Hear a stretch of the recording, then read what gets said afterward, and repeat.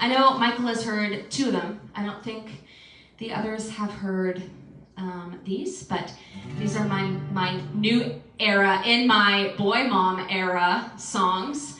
And the first one is called Mom Jeans. So these are my mom jeans. Bought them after having a baby. But I was thinking about how funny it is how fashion changes and things like that. And like when I was in my 20s, we wouldn't have been caught dead in what we called mom jeans, because those were for moms who had had babies and needed to hide their mom bellies.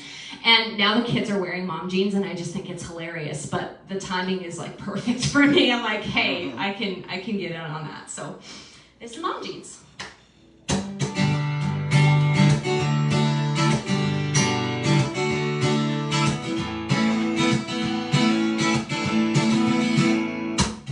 Hey, check out kids these days, dressing like they're twice their age. Guess that days have all gone by when the fashion was really fly. They got sweatshirts, high-waisted jeans. Don't they know they're still in their teens with their loose clothes and sporty shoes? But I'm dressing that way too.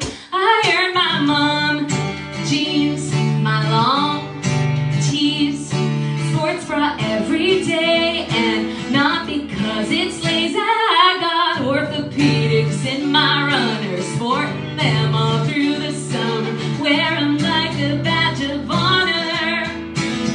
I earned my mom jeans.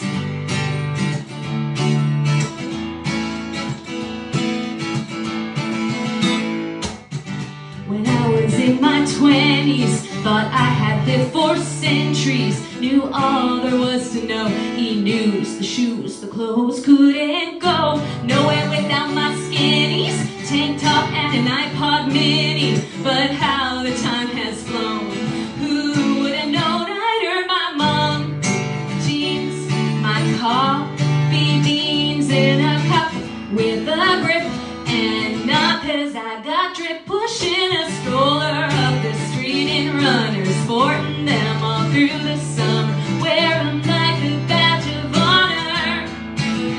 I earned my mom jeans.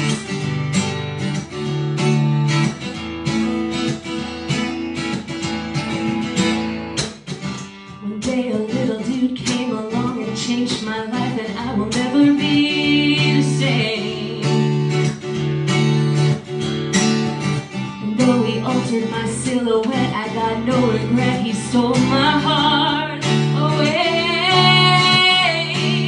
Yeah, the world is bigger, my heart is bigger, body's bigger, and that's okay.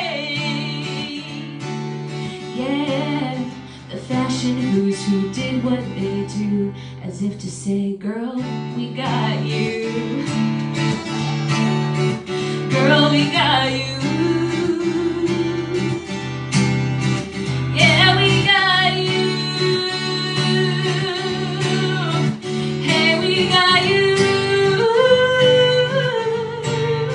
So you go to you and rock those mom jeans and scrunchie, not because it's lays, haven't showered in 4 days. I got one good pair of comfy runners, sporting them all through the summer, wear them like a badge of honor.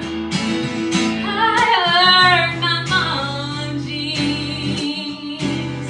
Can't tell you what it means to me to earn my mom jeans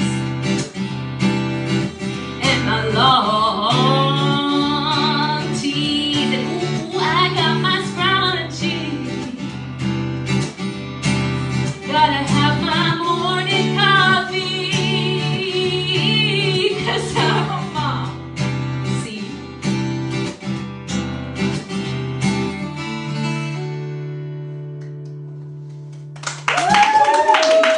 Thank you. Yay! Hashtag motherhood. I'm gonna totally switch gears now, and we're gonna do 3 lullabies, because that's what I've been writing. I actually, at one point, would love to, when I have enough what I'm calling Oliver songs, I would love to do a full album of the Oliver songs, but also the EP with just the lullabies on it, so it kind of be like a twofer, if that makes sense. And then moms can have like a lullaby album to put on for their kiddos when they're trying to get them to sleep. And I think that would be kind of fun. So that might be a project, eventually recording all of those when I kind of have them written. But I'm in the process, so we've got 4 down, so that's pretty good. I'm gonna sneak water for a second.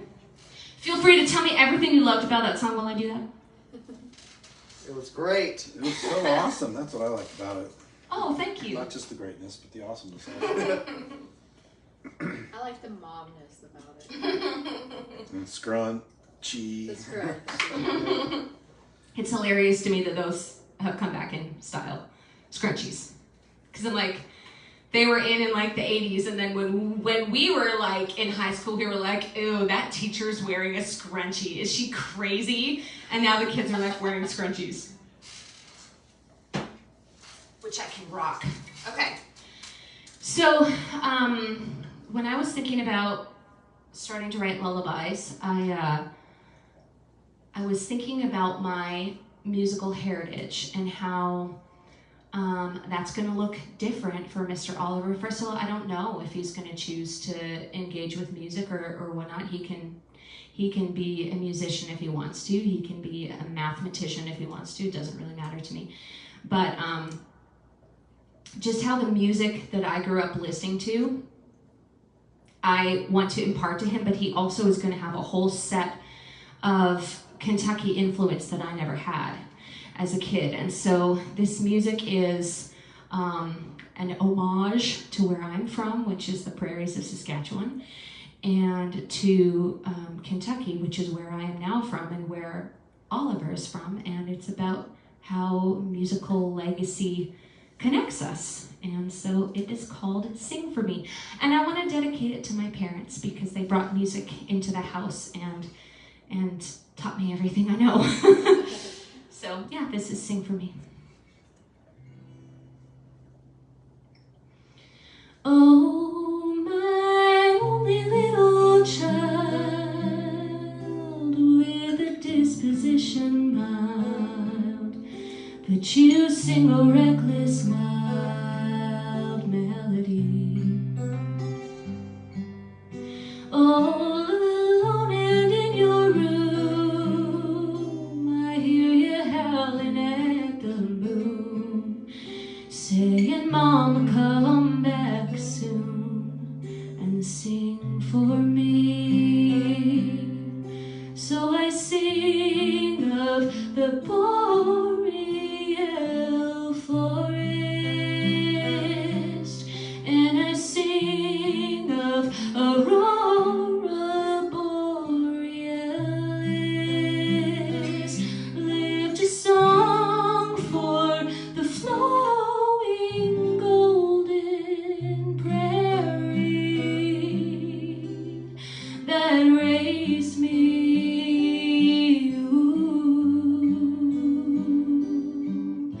Now you little child of mine, oh, your singing voice is fine, and you got a keener's mind for melody.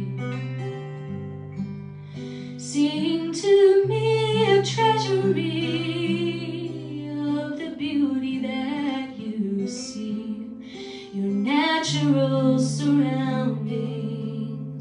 Sing for me. Sing to Daniel Boone's forest, to the wind-blown bluegrass under horses. Lift a song to the rolling Appalachians.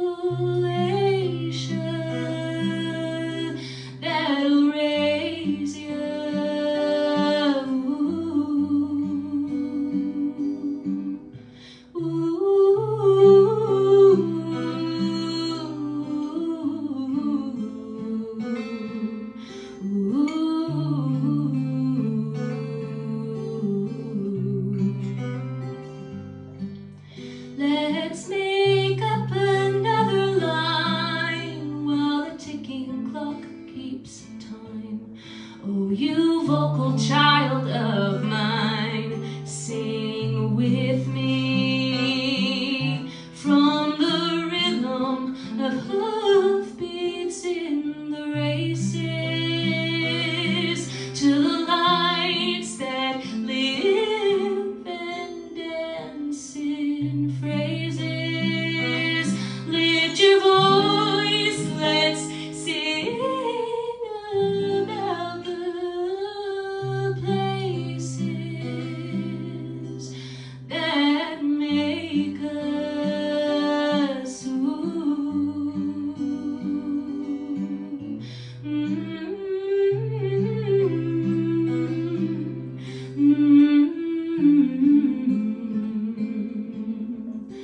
Even when it's low and grown, still the sweetest voice I've known.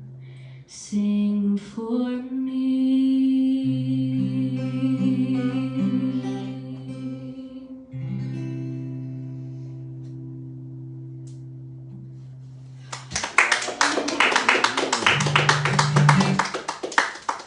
Thank you for the applause. That was sweet, and it was lulling me. Don't fall asleep. I got 2 more lullabies. Normally I'm like, Oliver, fall asleep. I've sung 2 whole lullabies. And you guys, I'm like, don't fall asleep. Is the balance okay, or does the guitar need to go up when I'm finger picking? Is it okay? It's good? Okay. So I have always wanted to write what is called an art song. So I grew up doing this music system that a lot of Canadians do called the Royal Conservatory of Music, and you start at your basic level and then you take exams and you work your way up through the program. And one of the things that you learn to do is to sing in other languages. And so I grew up singing in Latin, Italian, a little bit of Spanish, French, German, mostly, and English, of course. And there is this very famous lullaby by Brahms. We typically call it the Brahms lullaby, and we sing it in English, lullaby and good night, go to sleep, little baby. And it's originally in German, and it's called Guten Abend, Gute Nacht, which is good evening, good night. And so what an art song is when you take the text from a pre-existing work, so a poem or a song usually, and you take the lyrics that are already written and you set it to your own music. And so I took Brahms' lullabies words and set them to my own melody that I call Guten Abend, which Oliver loves, by the way. He doesn't know I'm singing in German. He just loves it. He smiles, and so I have sung this to him, and he seems to like it. So the general translation is good evening, good night. You are bedecked with with roses bedecked, and angels surrounding.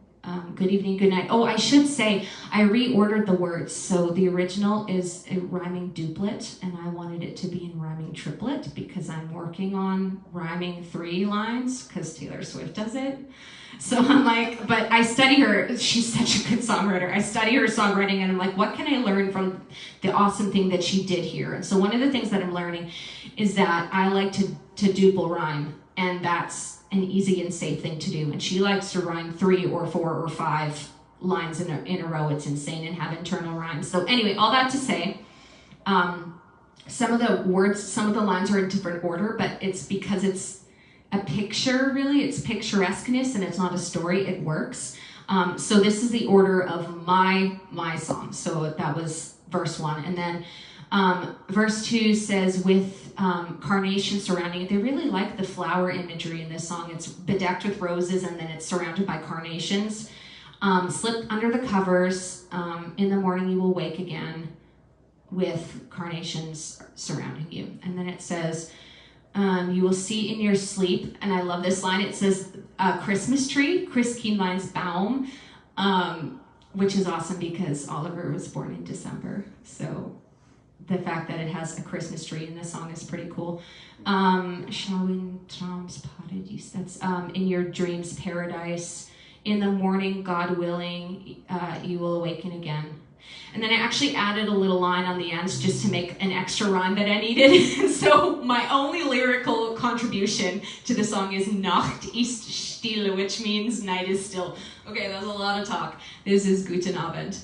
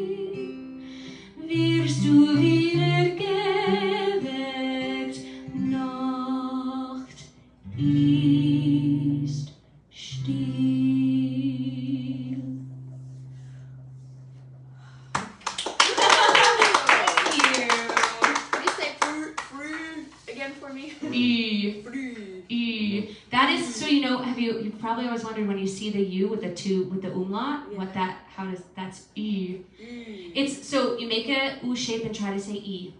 Let's all do it together. U, E. That's the U with the umlaut, which is a different vowel than U. Yeah, fun times. Okay. Are you still awake? Do we need one of those things where everyone that gets up and shakes it all around to stay awake? This is my very last song, my newest song. I wrote it on Tuesday. That was so Canadian of me. So I had the idea for this chorus, and I had kind of written the chorus previously, and then I was waiting because something historical was set to take place this summer, and I waited and waited and waited, and then it never came. And then I looked it up online, and so what happened was we were being told that we were going to get the 17-year cicada and the 13-year cicada all together. Did you guys hear about this? Yes. This summer, which only happens every 221 years, 17 times 13, that their cycles are the same year that the cicadas emerge, both of those broods. And so I was like, I'm gonna write a lullaby about that when that happens. And I was hoping to draw from personal experience, and then it never happened because it missed us. It was, I think, north of us. Or maybe Indiana, south of us, Indiana, but maybe? Indiana, yeah. And so we did not get the 1 trillion cicadas that they were talking about getting. And if you're online, and going, what's a cicada? Mom and Dad, I'll explain later. But so it's a very noisy bug. That's all you need to know for now. And they only emerge there's a brood that only emerges every 13 years and a brood that only emerges every 17 years. And they were supposed to both emerge this year. So I was working on this song called Cicada Lullaby. And then it missed us. The whole event missed us, but I wrote the song anyway.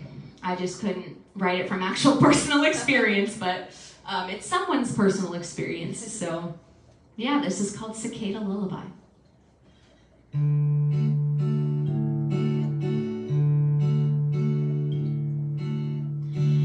The night bugs are crawling and creeping, and baby is supposed to be sleeping, but all of this buzzing is keeping sweet baby awake. So tell me then, what can I do? With this not enough and coming to, I'm counting on this melody to come through and to make you sleepy. You're too little for earplugs, too young for a beer love, so I'll love you the best that I can. Oh, go to sleep, my little love, to the ungodly buzz of the cicada bug. I rock you and sing, little dear. They're raucous, but nothing to fear. Though in your room we get an earful, they're quite far away. You're too little for reason, too small in this season, so I'll lull you the